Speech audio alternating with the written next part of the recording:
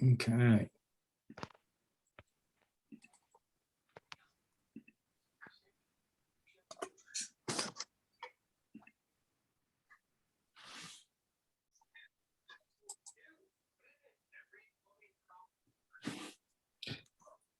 Well, welcome everyone, and I'm really glad to have you all here this evening. We have 7 churches represented from across California, and I'm really glad to have all of you here this evening. I'm Russ Matteson. I'm the District Executive Minister for the Pacific Southwest District of the Church of the Brethren, and we're going to spend this evening talking about AB 506 and your church. But I would invite you as we get started, if you would join me in a spirit of prayer as we come together.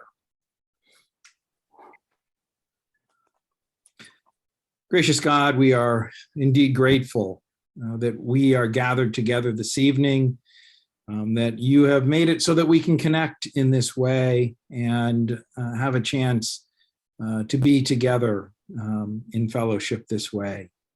We ask your blessing on tonight's meeting, that as we think about how the church, we as the church, care for the children and youth who are present and among us, that you would bless us and deepen our insights and strengthen our ministry with and our ability to care for the children that you place in our churches and in our paths, that we might share the good news of Jesus with in the days ahead.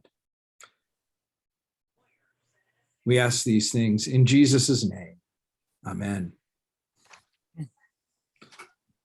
Well, it's nice to be together this evening, and we are going to be talking, as I said, about AB 506 and your church.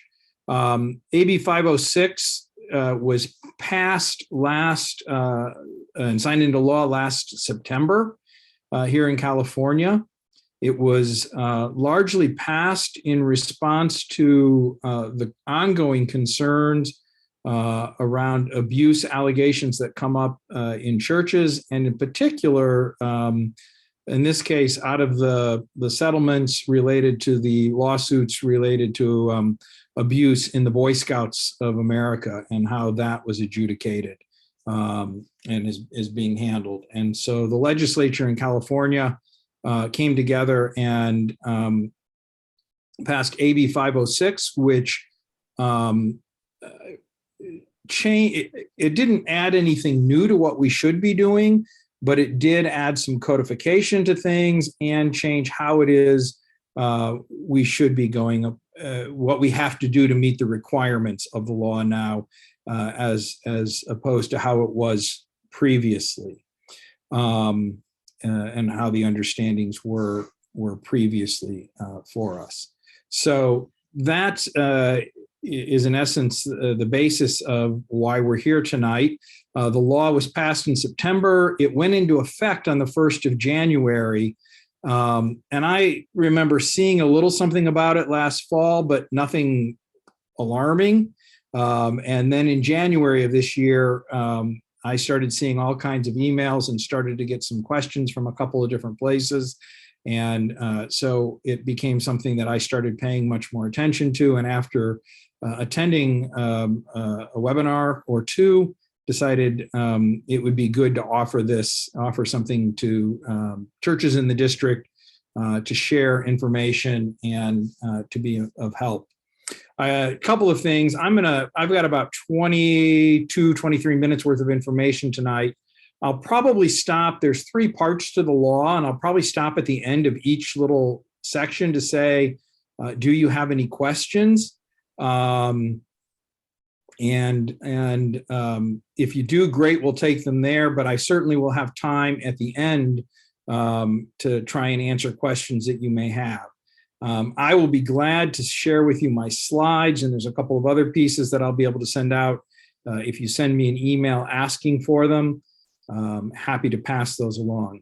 I will also say that I have been to, most of the workshops I've been to have been with Church West, which is the insurance company the district uses. And I have stolen broadly from their slides with their blessing for us to use those to share information. So with that, here we go. So there are new requirements, and the category that this comes into that we hear is being talked about, you'll hear it talked about as youth serving organizations. And that is the broad term in the California Code that churches do fall into when it comes to the work that we do that involves children and youth. So this covers not just youth-aged young people, but everyone really under the age of 18 is included in what this is considered. And part of the youth-serving organizations has to do with mandated reporter status of people who are involved in the administration or the work of what's going on. And clergy are mandated reporters in the state of California. In most places, if they suspect child abuse of any kind, and so, or they're alerted to child abuse, they are mandated reporters. And this law takes and kind of extends that to the entire organization, because we know that more than just the pastor, more than just an administrator of an agency are involved in doing things. So the new law really reaches into three different things that are going to be required and expected of churches. And those three things are training. So how do we go about, who has to be trained and what kind of training do they need to get? Screening, and how do churches need to background check folks who are going to be a part of their ministry work. And then finally, policies and procedures related to how you work with young people, care for the safety of young people, and how you will be about the work of reporting should there be suspected cases of abuse that you become aware of.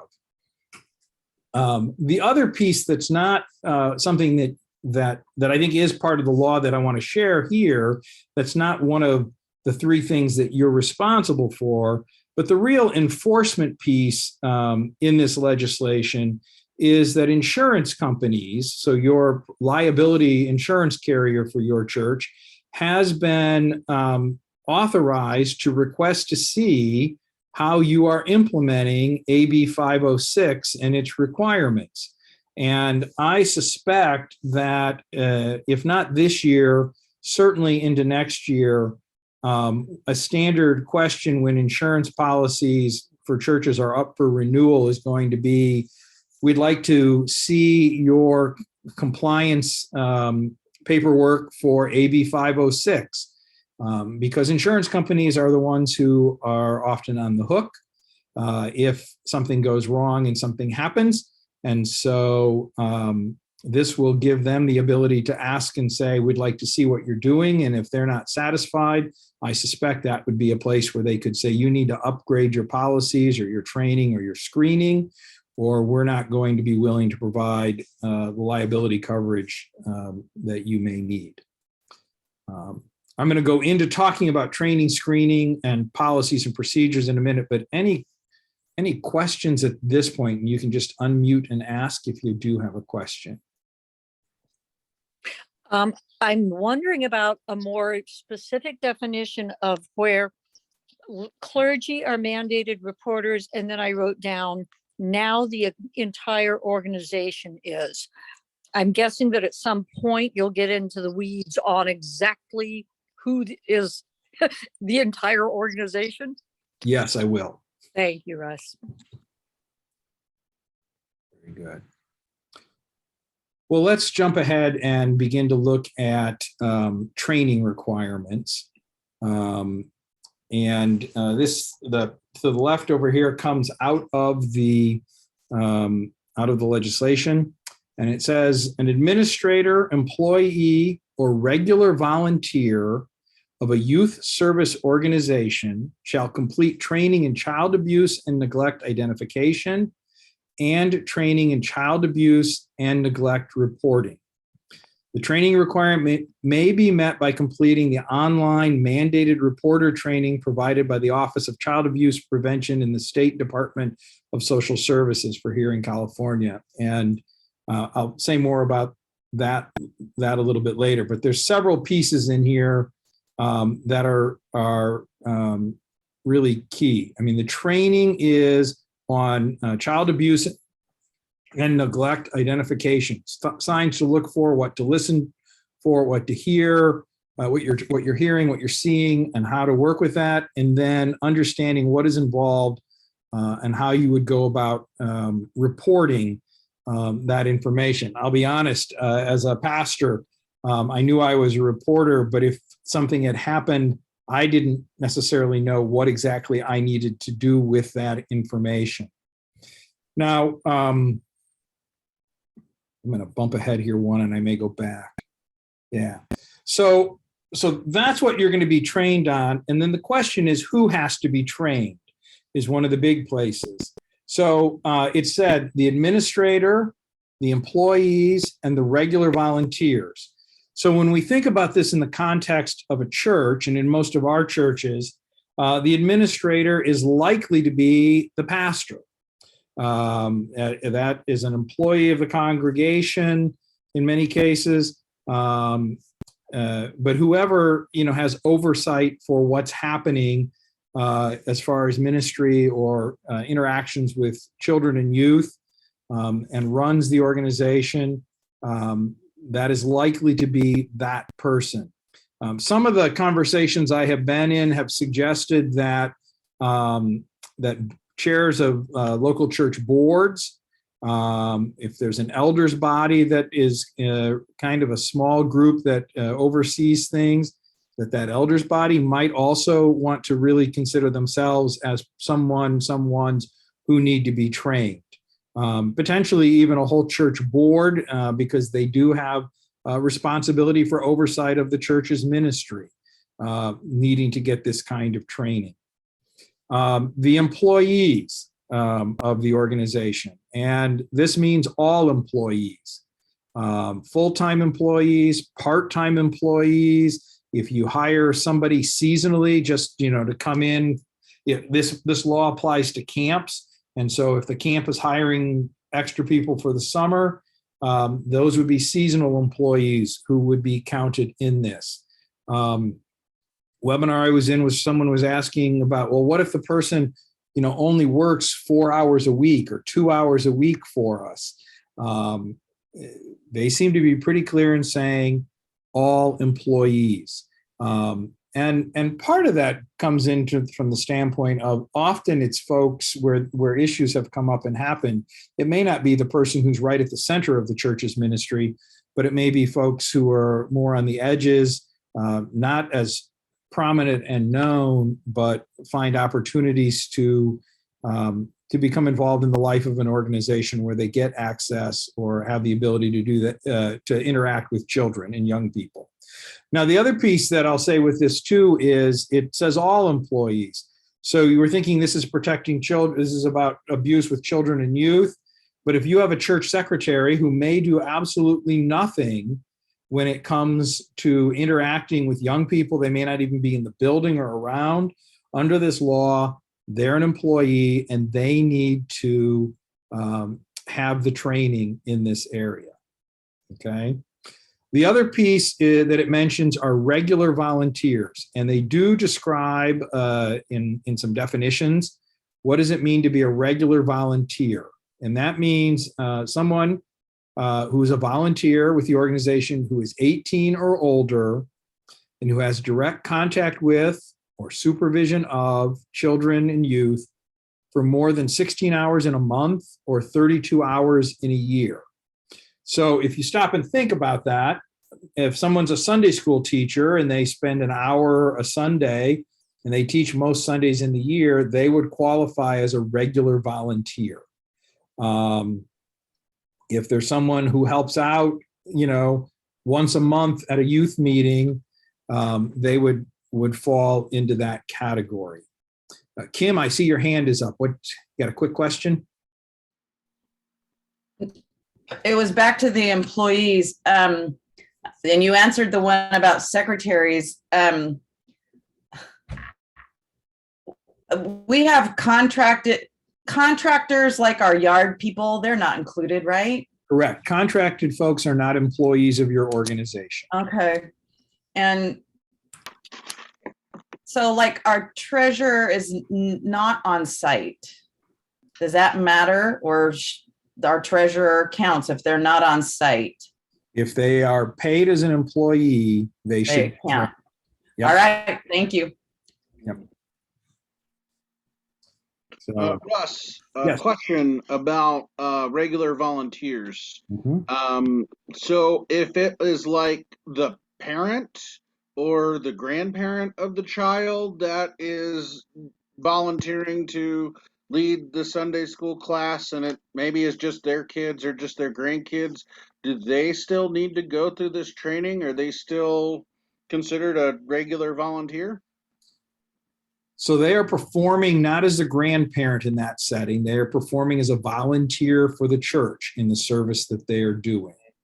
And so, and the other piece to be thinking about in these is, so normally it's just their grandchildren who are in the class. But a family shows up one Sunday morning and there's kids and they go to Sunday school. And now suddenly it's not just them with their grandchildren or their child, but there are other folks involved in that space. And we all hope we're going to have people show up and bring out more children and youth to be a part of things. And so as I have heard it and understand it, I would say if they are working in a capacity for the church as a part of the ministry that the church does, volunteering with children, they should be trained. Okay. And I wouldn't get too hung up. I mean, well, is it 16 hours or do they really get to 32 in a year? If they're significantly volunteering, I would put them through training. Linda. Okay, I hate to ask this because I don't want to hear the answer, but I know I'd better ask it. The question of having one adult in a room with one or more children. We're going to get there in a little bit. Okay. So. Thank you. And I'm seeing some folks are using the raise hand thing, and so I can see that pop up on my screen. But if you've got a question and you don't know where that raise hand is, feel free to ask. So I want to talk just what does the training include and what does it cover? It talks about how the training that you're to get talks about how does the law define child abuse and neglect? What does the law require of you as a mandated reporter? What protections the law provides for a mandated reporter? So if you report, a lot of times people are hesitant to want to report because they're afraid that someone may come back at them. They could, but what protections are there? And then it's to talk about how to spot evidence of child abuse and the process to go through to report child abuse. And then a little bit of is providing some understanding about what happens after a report is filed.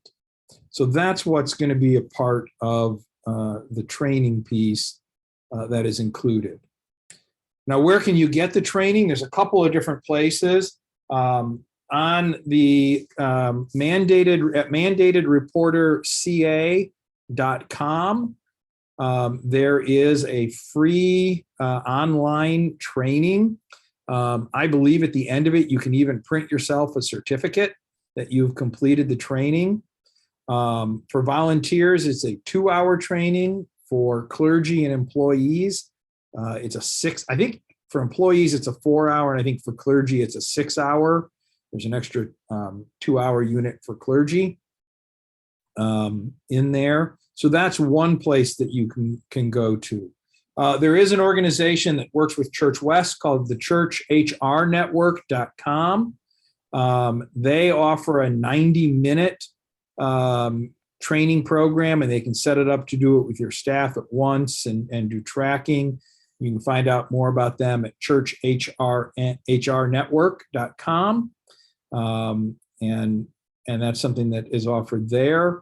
I suspect that Church and Casualty, Church West, some of the insurance companies may begin to develop a little more detailed resourcing, but the kind of resourcing that they had been doing previously on working with children does not meet what the requirements of the current California of what AB 506 requires.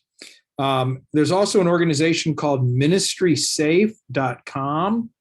The Laverne congregation is using Ministry Safe. They've contracted with them.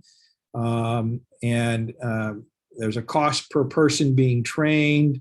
And they do have training that meets the AB 506 requirements for California. They have other trainings that are for other states that wouldn't meet the AB 506 requirements, but in this particular case, they do. We've answered a couple of questions along the way about the training and who needs to be trained, but are there any other thoughts right now on training that anyone would like to ask before we move into the next section? Lauren.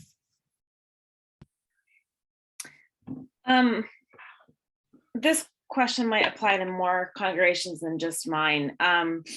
So other than my own 8-month-old child, we don't have any children in the congregation right now. But my impression after just a few minutes of this is at any moment, we would hope that there would be a family that would show up with children.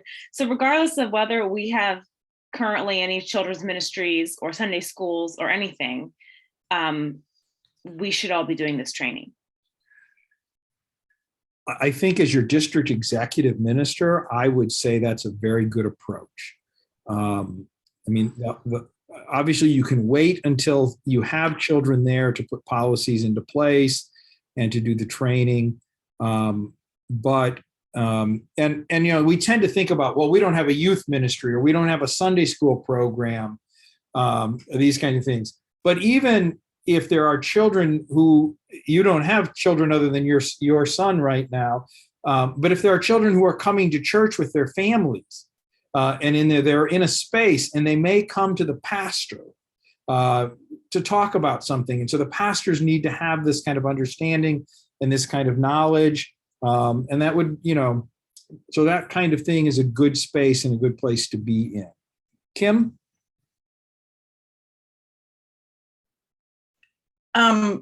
Are you going to get into how frequently everyone needs to be tested? Trained? I mean, yeah, trained. Yes, it feels like a test. Yeah. Right now, the law does not specify that. So one of the things in one of the webinars I was in, they were saying was the legislature is really good at putting out an initial set of stuff to say, this is what we're doing. And then we're going to get more information as more and more questions get put to them. We'll get more guidance on those kinds of things. I think the expectation right now is that probably every 2 to 3 years, folks will probably need to go through a training just to stay current on things. I'll be on. I did the online training in the fall of 2020, which feels like forever ago, because I had a pastor call with a question about what did it mean to be a mandated reporter. And I learned a lot doing that online training. And I would probably need to go back to it again if something comes up. So right. So I know teachers do it annually. Okay. Also, many of our volunteers are teachers and have already been trained through their districts. Do they also have to do this training as well, right? So for example, I've gone through the training last fall to be a substitute, but I have to do a separate training for the church. Is that correct? You're a lovely segue into our next point. But yeah, the short answer is yes. The training needs to be done if you're a regular volunteer. You read my mind, Kim. That was going to be my question. Yep.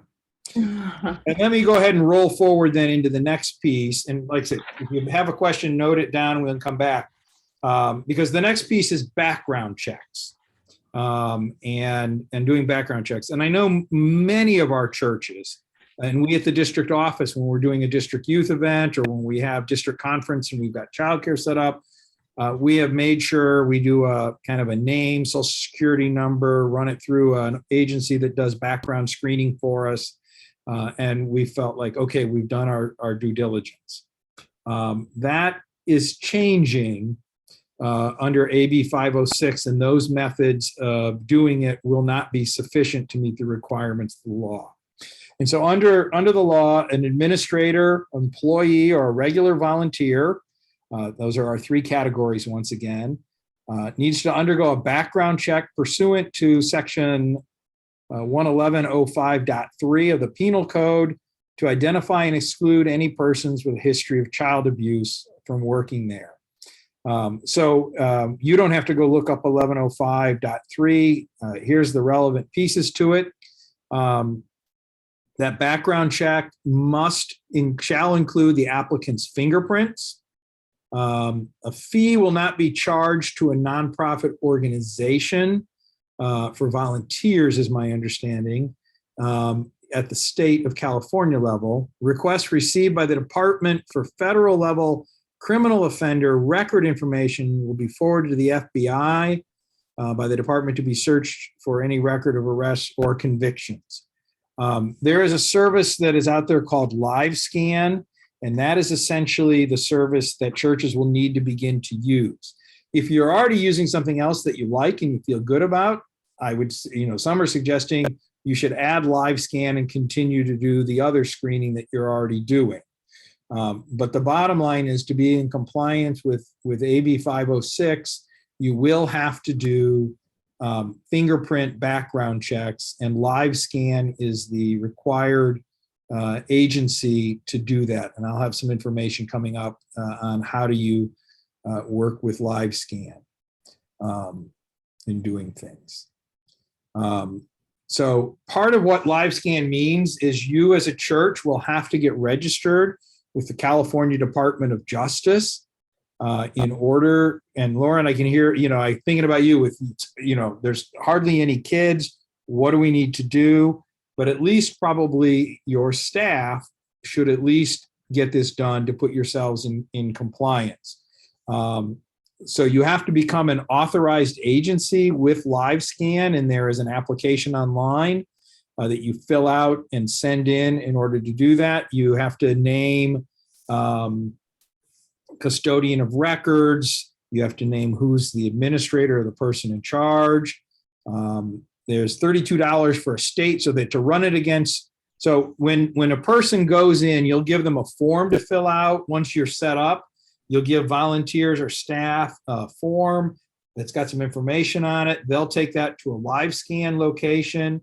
There will be a fee that they'll have to pay at the LiveScan to get their fingerprints done.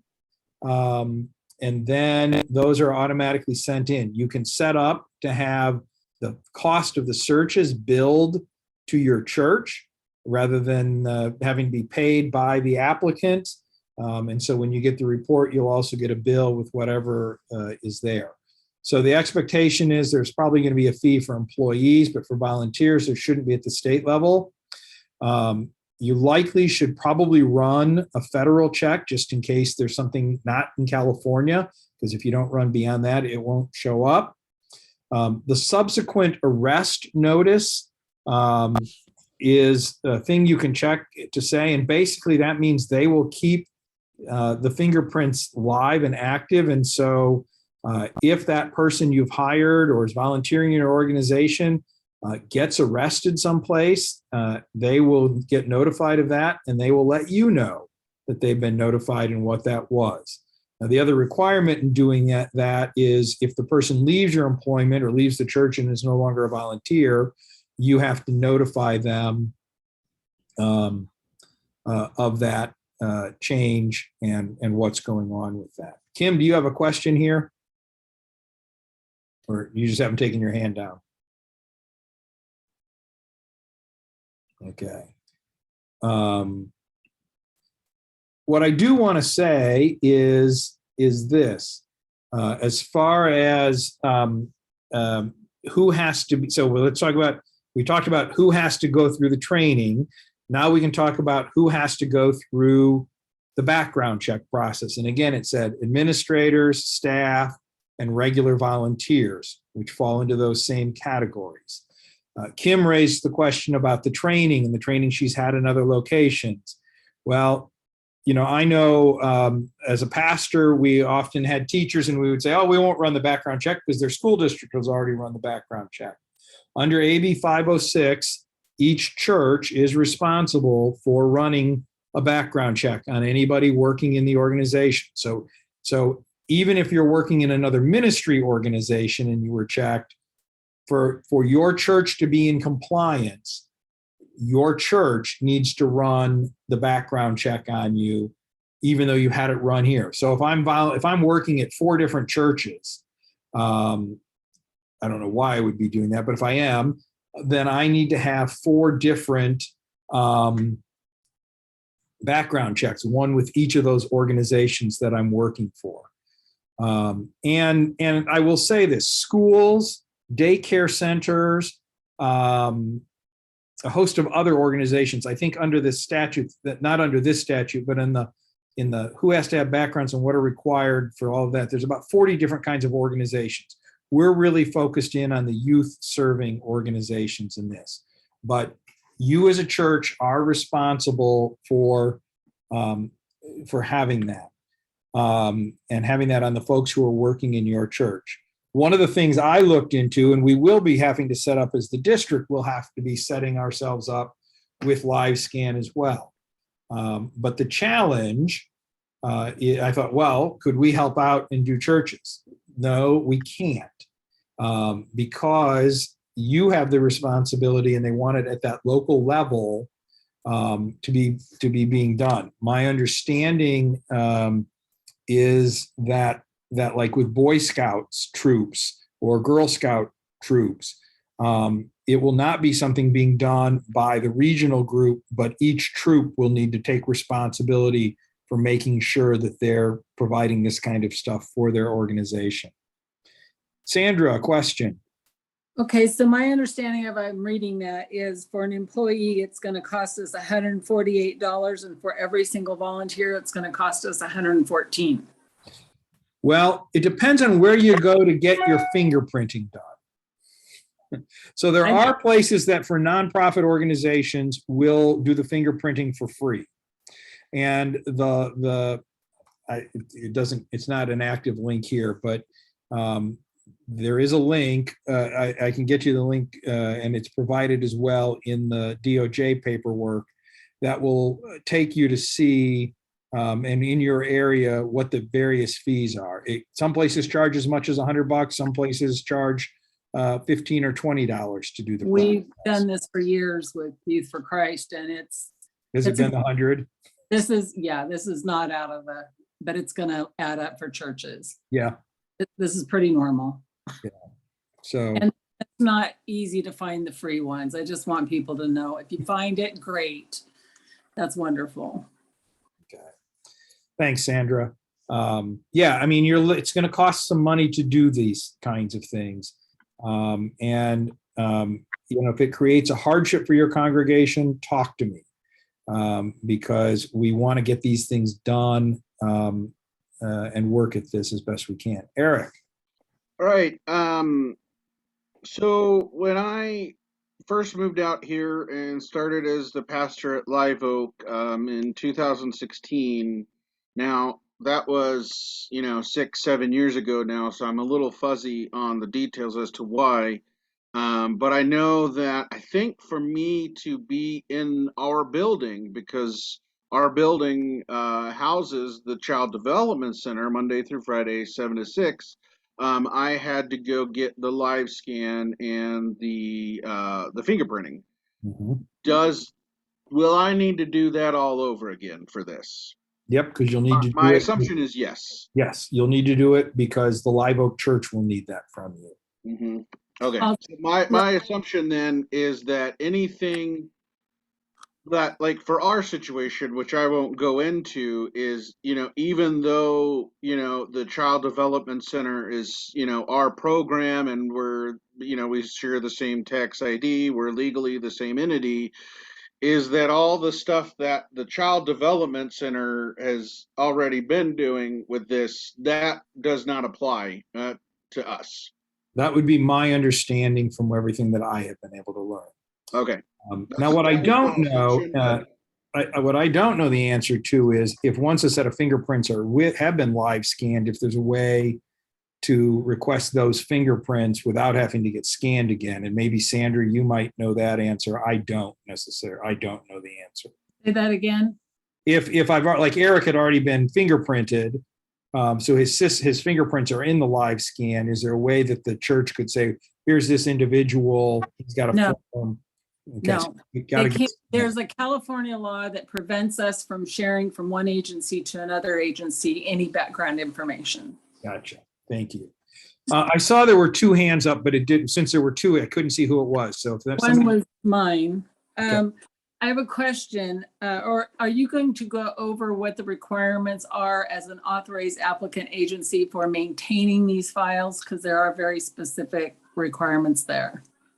I was not going to go into the weeds on that tonight, Sandra, Okay. other than to say, and I'll use that to kind of pop ahead one.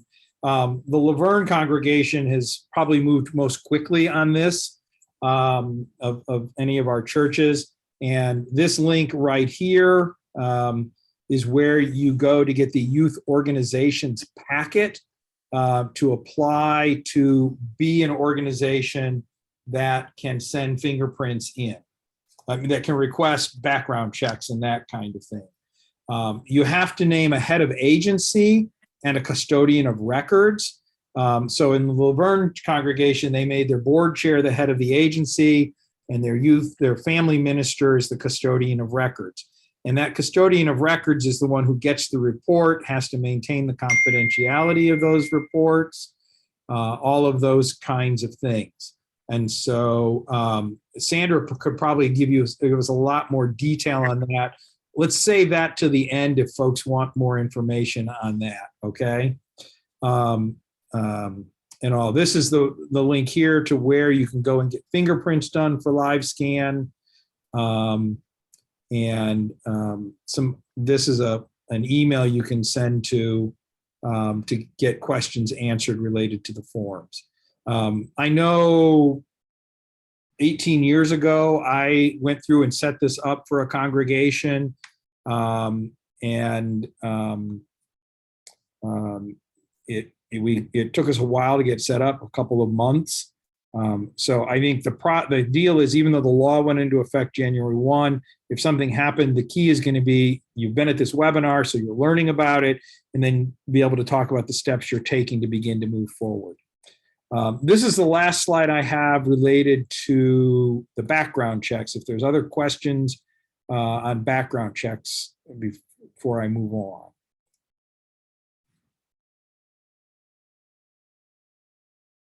Okay. Sorry, I didn't get my electronic hand up quickly. I don't know if this is a question I should just check with you offline at some point, but in the past, we have done Peace Camp where we have as volunteers youth who are not 18 years of age. We call them counselors in training. Do we need to do any of the above with them? Good question. And that kind of leads us forward just a little bit here too. So the deal is this: you can't run a background check on someone who's under the age of 18. Gotcha. And so that is not something that you would be able to run them through, partly because youth records are sealed, kind of a thing and all. So mandated reporters need to be 18 and up. And so I think one of the real challenges is under the policies and supervision, which is where we're headed. Let me answer it this way. So you need to have policies and plans for supervision in place. So this is the third part of the law. You'll develop and implement child abuse prevention policies and procedures, including but not limited to both of the following. So here are here are the two things that they want to make sure your policy has in it to be in compliance. policy to ensure the reporting of suspected incidents of child abuse to persons or entities outside of the organization, including the reporting required pursuant to section 11165.9 of the Penal Code. So when I said they're working to make the whole organization a mandated reporter, this in some ways is what that piece is. And so you need to indicate how it is that if there is a awareness within your organization of child abuse, a suspected incident of child abuse, how it is that that's going to get communicated. So if one of your regular volunteers becomes aware of something, what is it that they will do? Are they to go to the pastor as the administrator, or to someone in? They've had the training. They would know how to file the report themselves. But you need to be clear in indicating that what that process and plan is for in your organization. If you think about it, the reason the requirement is that it goes to an outside organization is, quite frankly, churches are probably one of the biggest sources of this need, because when these problems have come up in churches, often it's dealt with internally, and oftentimes that meant that, particularly within the Catholic Church, the priest was transferred to someplace else with no shared knowledge to where the priest was headed, of why they had been relocated from where they were, and thus we found serial predators going from church to church to church, with no reporting to the outside. So the requirement of the policy is you need to be able to spell out how it is you're going to make sure suspected incidents are reported outside of the organization. Okay. The second piece is that your policies require, to the greatest extent possible, the presence of at least 2 mandated reporters whenever administrators, employees, or volunteers are in contact with or supervising children. So here again, we get to that rule of 2 that you've often heard about and working with. Ideally, it's 2 unrelated individuals who are both mandated reporters. The request there is to the greatest extent possible. So I think they are saying, we know sometimes that can be difficult, or you might have had it scheduled and then something happens and the second person isn't able to be there. But the expectation is that it would be 2 mandated reporters who would be present. And at that point, we're talking about your administrators, your staff, and your regular volunteers. People who have had the training and understand what is required and what is expected would be there. So if you're using a 16-year-old in the nursery, you can do that, but there needs to probably be at least 1 adult who is a mandated reporter there, if at all, and ideally there would be 2. I don't think the minor employee can be a mandated reporter. However, you could certainly have them go through the training piece so that they are aware of what's going on with that particular piece of things. Linda. Okay, this is a COVID-friendly option that I'm hoping might work. Outdoors on the covered patio where there is no expectation of privacy, instead of just me with my kiddo or kiddos for Sunday school. To the greatest extent possible, inside or outside, in a box, with a fox, wherever, you would work to have at least 2 people present. Even outdoors, OMG, okie dokie. Thank you for the answer. And realize that these, so you think about your church building for this, but it's broader than your church building. The policy should consider and think about whatever ministry it is your church is doing. So if you're running a youth program and you take a trip up to the mountains for the day, how are those things handled? Or if you go to a coastal trip and do something, it's if you're having meetings in someone's home, kind of thing. But if it's an official church function, how are you going to work with that? I see 2 hands up. So who wants to go first with a hand up? Because I can't see whose hands they are. I can wait. So who else besides Sandra had a hand raised? Oh, now just Sandra. Go ahead, Sandra. Yeah, I was just going to give a different perspective. One of the reasons you want to have 2 that are not related to each other, ideally, is for protection of the adult as well as the kids. In today's day and age, there are people who have been falsely accused. So if you have somebody who is not related, that gives a level of protection for them as well. And that's something we don't think about a lot of times. Thanks, Sandra. Yeah, so policies and putting something in writing around that. I won't ask how many of you have a policy. I know several of the churches on here, I think, do have policies, and it may be just a matter of pulling those out and going back through them and reviewing them and seeing what they're there. Part of what you need to do with those policies is likely to do that on an annual basis anyway, so that anyone volunteering, anyone working in the program understands how those policies work, what the expectations are, and this will be a chance to do some revision to those.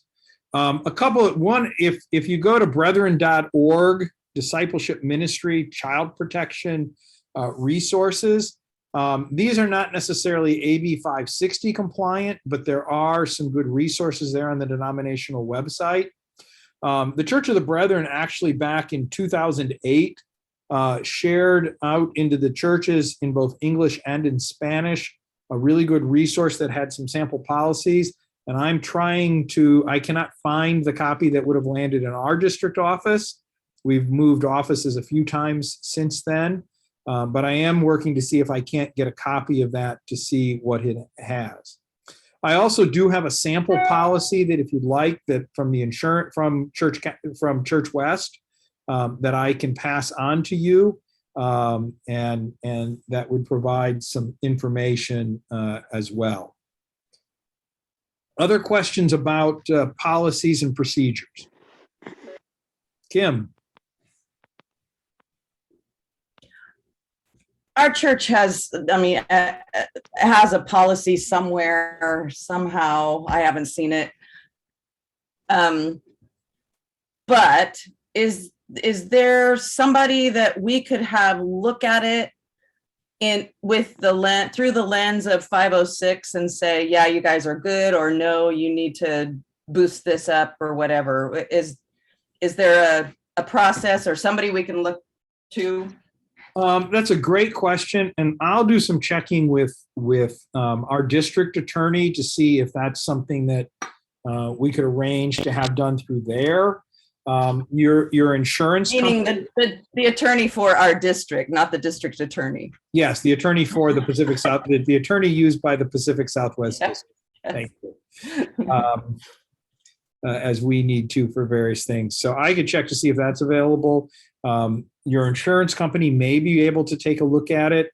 It was interesting with Church West, at least just recently related some stuff. We had a question and they actually kicked it over to their legal division, and I got a really nice response regarding the policy from our insurance's legal division, saying did what we were doing, did we need to do what we were doing or not, kind of a thing. So that would be another place that you might look, but I'll check to see if we could have them reviewed, what that would look like. So good question.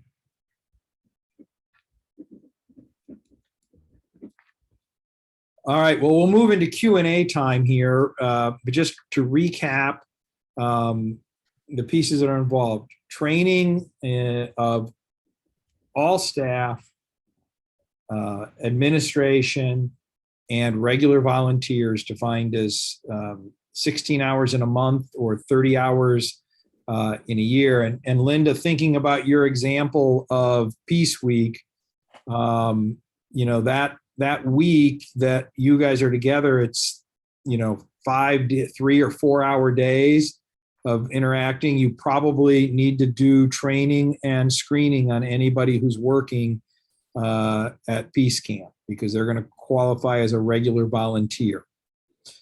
Screening, we've talked about same kind of groups, and it needs to include a live scan background check to work at that. And then written protocols for reporting abuse outside of the organization, and best efforts made to have 2 mandated reporters present during youth activities. Kim, a question. No, Oh. I just forgot again. Okay. So I'm going to stop my screen share, but we'll continue in conversation. Are there other questions or wonderings that you have out of all of this? This may or may not be under the umbrella of the new legislation, but in the past, we've had parents fill out and sign forms for when they are dropping their kids off to be unaccompanied by the adults on the church campus for activities. One of those was Peace Week. Another was guitar lessons. And in the past, we also had occasionally some parents who would drop their kids off for Sunday school or church. Now, is that a part of the new legislation, or are we talking about 2 totally separate types of? The legislation doesn't necessarily require that you have any forms like that from a parent or anything like that. That's a good practice that becomes a part of the policies that, we're going to have forms that people would fill out, that we would work to do things with, that gives permission for the child to be here, all of those kinds of things. But that is not a part of the AB 506 requirements. Gotcha. Thank you.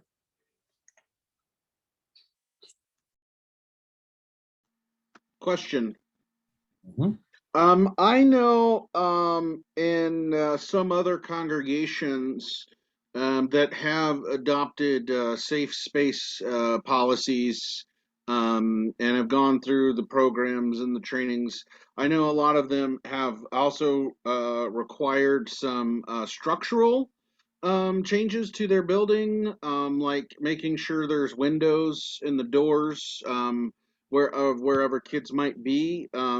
Is any of this law include that, or would that be based on what a congregation decides to do as it pertains to this law? 506 doesn't require that, but that is a best practice, and there may even be legal.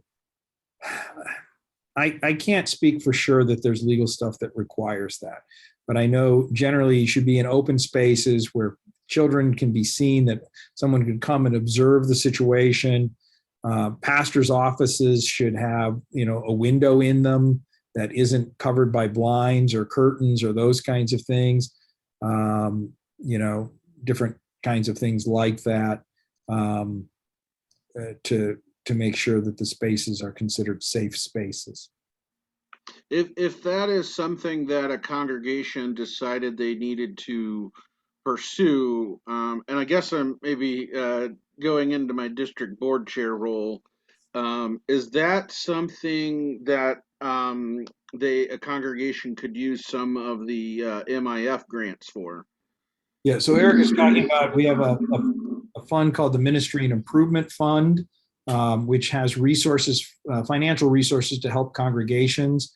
It certainly might be part of every congregation has access to $20,000 for facility repairs and improvements. And so if you needed to go through and replace a bunch of doors or put in some windows, certainly funds could be used that way. I also think potentially as a part of a broader piece working at doing a children and youth, there's funds to help work with children's and youth ministry. If there was something like that that needed to be done to as a part of a broader plan, I think we could consider some funds for that in that area as well. So. Yeah. Other questions or wonderings?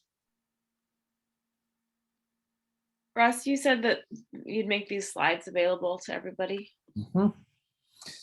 Yeah, so what I would ask, my email address is DE, those two letters, at PSWDCOB, so Pacific Southwest District Church of Brethren, PSWDCOB.org. So if you can drop me an email, de@pswdcob.org, I will send out, I'll send the sample policy that our insurance company provided. I'll send slides, all kinds of fun stuff for you. And I see tonight as kind of the beginning of a conversation. I mean, it may be that we need to do a follow-up at some point. You may get involved in this and you learn something. Please share the knowledge back to me so that I can pass it on to other folks as we're hitting different kinds of pieces that you're looking at. So, Russ, when is the deadline for this, according to the law? the law was to be in effect on January 1, 2022. So we're behind. We're behind. And that's, I don't, I think the key piece that I would say to folks is you've started a process tonight to get going on this. And so begin working it. It's going to take a couple months to get set up with the Department of Justice to be able to do the background fingerprinting. But while you're waiting for them to get that back, you certainly could be using the online, the training that's available for free, or contacting one of those other organizations to see about training for folks that you need to get done. You could be working on policies, those kinds of things. The Princes, do you have a question? Yeah, could you put your email address in the chat? I can do that. That's a great idea. Thank you.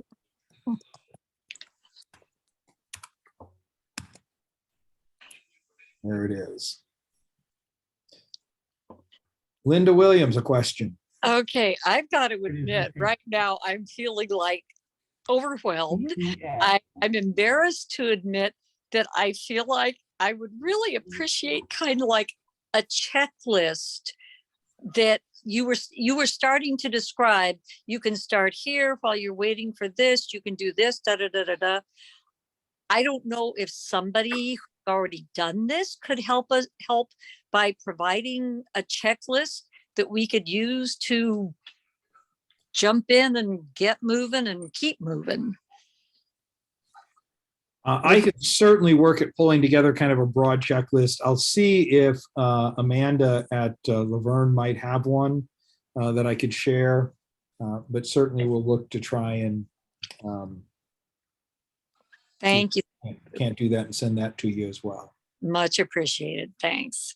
I wonder if, I mean, this is a great beginning conversation that just, really giving us the bare bones. I wonder, if it sounds like Laverne has already done this or is farther along in the process of doing this than many of us. I wonder if we, Laverne, we might be able to set up another time for anybody, or just if like Amanda or anybody at Laverne was available, just to answer any of our questions. Like, hey, walk us through this. Like how to do this. This is like we're at this place, we don't even know where to. Yeah, I can certainly reach out and see. I mean, is by nods around would there be some interest in having a chance to talk to someone maybe who's a little further along at some point? I see some hands up and all. It probably would be post Easter. I know Amanda, who's doing the work at Laverne, she has her ordination interview coming up in a couple of weeks that she's getting ready for, and some other things. So I wouldn't want to promise anything before Easter at this point. So, any other questions? Sandra, do you want to take just 2 minutes, maybe 3 minutes if you can, and share a little bit about the the custodian of records that you were talking about? Yeah, there are some legal requirements, such as you need to have your paperwork under lock and key, something that's not easily accessible by other people. If you're the custodian of record, you have to keep confidentiality of what records, criminal or otherwise, come across your desk. I also would say any conversations you have with anybody as far as why they can or cannot volunteer with young people, I would keep records of the conversation you have, to a bare minimum, just factual versus opinion or anything like that, and put that in the file as well. And keeping them and maintaining, there is a length of time that you have to maintain them, and it's quite extensive. And I don't want to say the exact years, but it could be forever. So it's either 20 or for some, I haven't looked at that in a while, but it's quite a while. But maintaining a safe place is probably that's under lock and key. Or if you're going to do it online, it has to be something that's encrypted. Yeah. I mean, they are offering to do it totally online rather than by mail now. And I think I think this information maybe stays on their site, actually, kind of thing. So I'm going to be doing this journey as well, because I said, we've got to get the district set up in order to do this work and these kinds of things. So, yeah. Well, are there any other questions this evening? Well, you've got my email address now, and somebody had a question? Nope. Okay. You've got my email address. I will look to offer some other possibilities. If you want to just see this again, it'll be on YouTube probably next week on our PSWD COB YouTube channel, and all. So I want to thank you all for your time this evening. The Church of the Brethren, when it did its work back in actually the early 90s, and then again in the latter part of the like 2008 to 2010, did some work in this area. And really it was about how do we work to make sure that our churches are safe places for children and youth to be in, and to find a place to encounter the love of God in a safe and welcoming environment.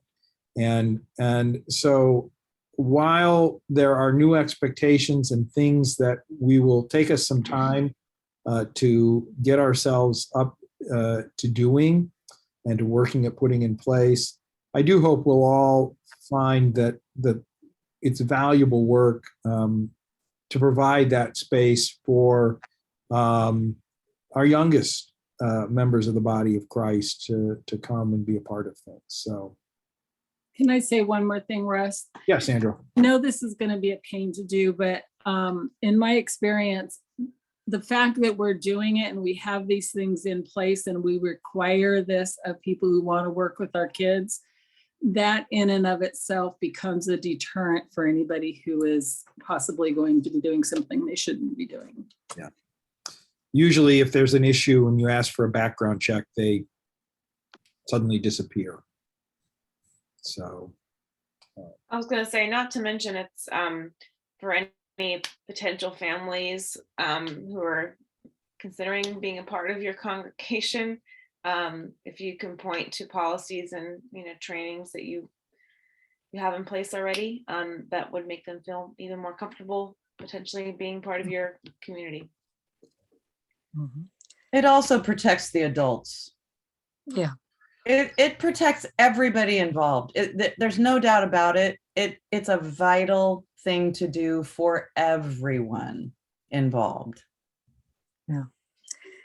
And I've got to say, when I had to go through the fingerprinting to do some volunteering with the YMCA after school program, and I was still a teacher in the district at the time. And I sighed and rolled my eyes. And I reminded myself of the fact that in San Diego County, this was decades ago, there was a volunteer in a read aloud volunteer program who was then found to be a child molester after they were doing checks. And it was like, thank God that that was discovered. Hope and pray there weren't consequences. But yeah, like you're saying, Kim, it protects everybody. And of course, especially the kids. Well, thank you all for your time this evening. Really good to be with you. And I'll look forward to hearing from you along the way. And if you email me, that will also give me your email addresses. So if I find out about places where we can get policies checked or those kinds of things, I'll have your email and be able to get back to you. So, okay. Awesome. Thanks. Blessings. Have a good evening, folks.